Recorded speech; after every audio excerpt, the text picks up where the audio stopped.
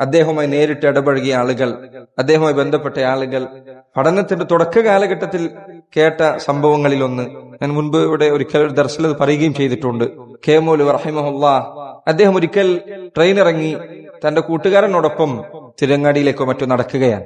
വളരെ ചെറിയ പ്രായത്തിൽ ഞാൻ കേട്ട കഥകളിൽ ഒന്നാണ്.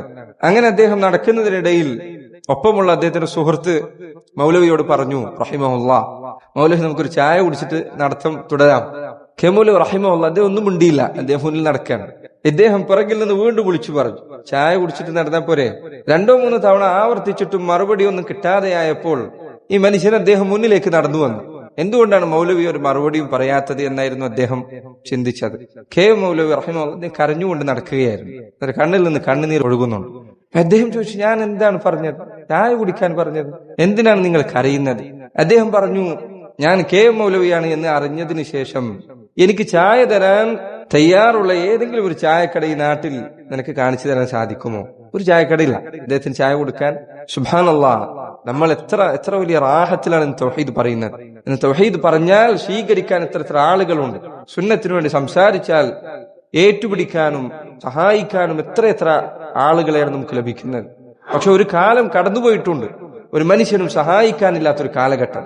അവരാണ് നമുക്ക് മുൻപ് വഴിവെട്ടി തന്നത്. ഈ പണ്ഡിതന്മാരാണ് തൗഹീദിന്റെ വെള്ളി വെളിച്ചം നമുക്ക് ലഭിക്കാൻ കാരണമായ മുൻഗാമികൾ. നമുക്ക് വേണ്ടി ദുആ ചെയ്യണം. മൗലവിയുടെ ചരിത്രത്തിൽ കാണാം, ഒന്നിലധികം ആളുകൾ അദ്ദേഹത്തെ കുറിച്ച് പറഞ്ഞ കാര്യങ്ങളിൽ ഒന്നാണ്, മൗലവി നടന്നു പോകുമ്പോൾ കുട്ടികൾ അദ്ദേഹത്തെ കല്ലെറിയുമായിരുന്നു. കുട്ടികൾ അദ്ദേഹത്തെ കല്ലെറി വഹാബി എന്ന് പറയും, പുത്തൻവാദി എന്ന് പറയും. കുട്ടികൾ ആലോചിച്ചു നോക്കൂ, താടി വെച്ച ഒരു പണ്ഡിതനായ ഒരു മനുഷ്യൻ, ആദരിക്കപ്പെടേണ്ട ഒരു മനുഷ്യൻ നടന്നു പോകുമ്പോൾ കുട്ടികൾ കല്ലെറിയുന്നു. കല്ല് മേത്ത് തട്ടാതിരിക്കാൻ വേണ്ടി അദ്ദേഹം ചിലപ്പോൾ കയ്യിൽ കുട കരുതും. തന്റെ കുട കൊണ്ട് ശരീരത്തിലേക്ക് വരുന്ന കല്ലുകൾ അദ്ദേഹം തടുക്കുമായിരുന്നു തന്നെ.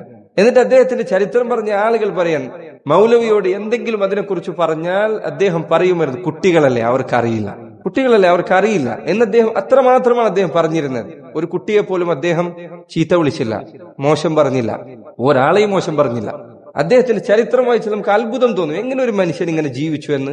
സുബ്ഹാനല്ലാഹ്, നമ്മൾ അത്ഭുതപ്പെടും, എങ്ങനെയാണ് ഒരാൾക്ക് ഇങ്ങനെ നന്മ ചെയ്യാൻ സാധിക്കുന്നത് എന്ന് നമ്മൾ അത്ഭുതപ്പെട്ടു പോകുന്ന ചരിത്രമാണ് മൗലവിയുടെ റഹിമഹുല്ലാഹ്.